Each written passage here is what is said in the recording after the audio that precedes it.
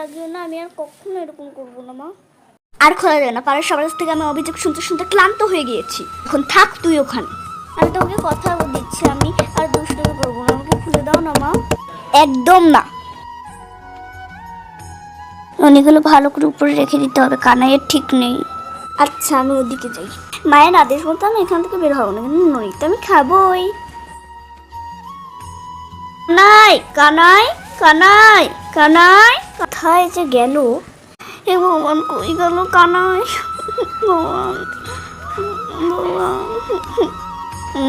এবারে আমি মজা করে ননি খাবো। কানাই, এখানে ননি খাচ্ছিস? ননি তোর এত ভালো লাগে, খা বাবা খা। পেটটা একদম ভরে গেল। ননিও খেতে পারলাম আর মায়ের রাগটাও